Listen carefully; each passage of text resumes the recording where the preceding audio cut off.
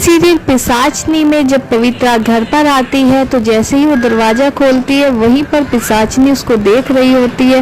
तो जैसे ही पवित्रा दरवाजा खोलने के लिए आगे हाथ बढ़ाती है तो तभी पिशाचनी को झटका लगता है जोर से कि पवित्रा के हाथ पर त्रिशूल बना हुआ होता है। वहीं दूसरी ओर सभी घर वाले शादी की तैयारियों में जुटे हुए हैं और दूसरे से हंसी मजाक करने लगे हुए हैं, लेकिन दादाजी की नजर इधर उधर घूम रही है क्योंकि उन्हें डर है कि पिशाचनी यही कहीं पर है। पवित्रा अपनी दोस्त की शादी में यहाँ आई है, यानी कि रॉकी की बहन की शादी में। अपनी सहेली को बोलती है कि तूने अपने फियांसे की तस्वीर तो नहीं दिखाई, तो वो कहती है मैं तुझे सामने से ही दिखा देती हूँ। वो उसको सामने से इशारा करके दिखाती है तो उसका फियांसे तो वहाँ से हट जाता है, लेकिन पीछे से वो रॉकी को देख लेती है।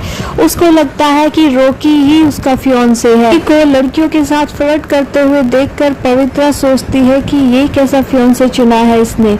और जब पवित्रा अपने रूम में सामान रखने के लिए जाती है तो वो एक तस्वीर हनुमान जी की अपने साथ लेकर आई है। तो वो जैसे ही उसे निकालकर हाथ जोड़ के खड़ी होती है तो उसके पीछे पिशाचनी आ जाती है। तो वो उस तस्वीर पर उसकी नजर जैसे ही पड़ती है तो उसकी आंखें हरी होने लगती है, उसका पिशाचनी रूप बाहर आ जाता है। वो पवित्रा पर वार करने का सोचती है लेकिन ऐसा नहीं कर पाती।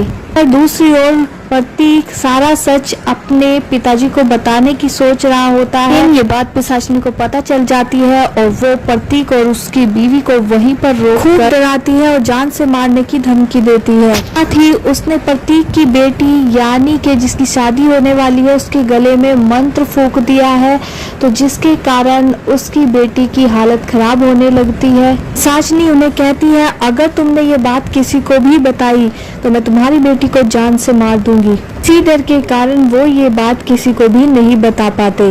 दूसरी ओर रॉकी अपने बहन भाई के साथ जंगल में घूमने के लिए जाता है तो वो पिशाचनी की बात कर रहा होता है कि जैसे चाचा ने पिशाचनी की शक्ति से इतना बड़ा कारोबार बना लिया है, अगर मुझे भी पिशाचनी मिल जाए मैं भी प्रतीक चाचा की तरह धनवान हो जाऊंगा। सभी बातें पिशाचनी रॉकी की सुन रही होती है। तो जैसे ही रॉकी पेड़ के पास खड़ा होता है तो उसको छूने की कोशिश करती है, तभी उसके भाई उसकी आवाज लगा देते हैं तो वो उसको छू नहीं पाती। तो आगे आने वाले एपिसोड में देखना ये होगा कि पिशाचनी का सामना घर वालों के सामने कब होगा। तो ये सभी बातों की जानकारी के लिए जुड़े रहिए हमारे चैनल के साथ ताकि आगे की नई जानकारी आपको मिल सके।